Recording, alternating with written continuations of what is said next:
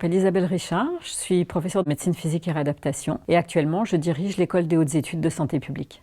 Bonjour, je suis Philippe de Normandie, je suis chirurgien et par ailleurs je suis conseiller médical à la Mutuelle nationale des hospitaliers et je suis le délégué général de leur fondation. L'école des hautes études de santé publique, c'est à la fois une école de service public qui forme donc les fonctionnaires du secteur de la santé, mais c'est aussi un établissement d'enseignement supérieur qui a donc une activité de formation au niveau master et doctorat et de recherche. La force de l'EHESP, c'est d'être un établissement d'enseignement supérieur au sein de l'Université de Rennes et donc d'avoir des enseignants qui sont inclus dans des unités mixtes de recherche et notamment dans une unité labellisée à la fois par le CNRS et par l'INSERM qui travaille spécifiquement sur la question du management des systèmes de santé. La fondation MNH est une fondation qui a comme objectif de prendre soin de l'humain dans la santé. Et elle travaille autour de deux axes. Un premier axe qui est la médiation en santé. Le deuxième axe, c'est la santé des professionnels de santé. Et c'est pour ça que nous avons engagé un certain nombre de travaux de recherche avec des partenaires comme le HESP pour que l'on puisse collectivement produire de la connaissance sur la réalité de la santé des professionnels de santé.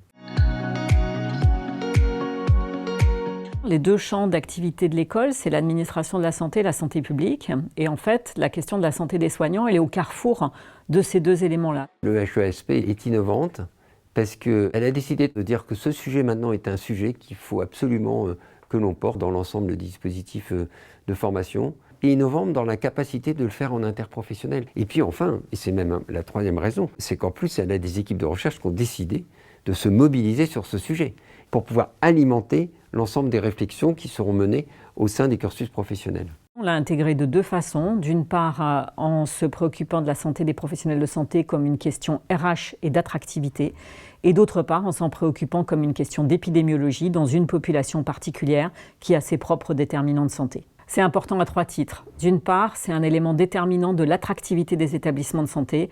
C'est important pour une raison d'exemplarité. Et puis enfin, c'est un enjeu d'égalité femmes-hommes et de prise en compte de la santé des femmes. On est ravis de la collaboration avec le HESP autour de deux sujets majeurs. Le premier sujet, Valoris. Ça va être pour la première fois la possibilité de pouvoir analyser et calculer quel est le coût de la mauvaise santé des professionnels de santé. Le deuxième sujet, c'est le sujet Sensas. Il a pour objectif d'essayer de comprendre c'est quoi la relation profonde que nous, professionnels de santé, nous avons par rapport à notre propre santé. Alors pour nous, c'est extrêmement important de collaborer avec des partenaires pour plusieurs raisons. D'une part, c'est important parce que ça apporte des financements. C'est aussi parce que les partenaires, ils amènent des questions. Et si on prend la question de la santé des soignants, le fait d'en discuter avec la fondation de la MNH a permis de préciser un certain nombre de sujets et notamment de déboucher de façon concrète sur les deux études dont on vient de parler. Et le partenariat avec la fondation de la MNH, c'est à la fois un partenariat avec des gens qui sont impliqués sur la santé des soignants, donc qui sont capables de nous amener des questions ou de réorienter nos propres questions d'une façon qui permette à la société civile de s'en saisir et de les résoudre, c'est ce qu'on cherche, tout en préservant la liberté académique des chercheurs et en construisant des partenariats sur le moyen ou le long terme. Ce qui est important également pour la fondation, et c'est vraiment une de nos marques de fabrique, c'est qu'on considère qu'une fondation, elle n'est pas là que pour payer, ça n'a aucun intérêt. Elle est là pour participer, pour porter des projets. On a un travail qui est un travail constructif. On essaye, nous, fondation, de pouvoir participer et éclairer sur un certain nombre de questions que peuvent se poser les équipes de recherche pour faire en sorte qu'on puisse faire avancer les choses. C'est important de pouvoir partager les expériences parce que certes, il y a des sociologies différentes par pays. Certes, les relations peuvent être différentes entre les professionnels dans les différents pays, mais globalement, nous avons des choses à apprendre des uns et des autres.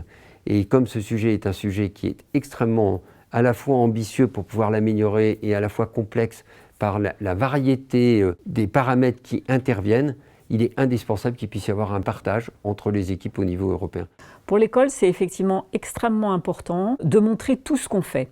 On est très fiers d'avoir été choisis pour accueillir la European Health Management Association et c'est aussi une belle reconnaissance de notre activité de formation et de recherche dans ce domaine. La thématique globale, c'est faire progresser la santé de tous et les conférences qui vont être proposées plus particulièrement par l'école sont des sujets assez divers, ceux de nos coopérations avec la MNH, mais aussi des sujets très différents, par exemple comme un jeu sérieux sur l'accompagnement des personnes dans les établissements médico-sociaux.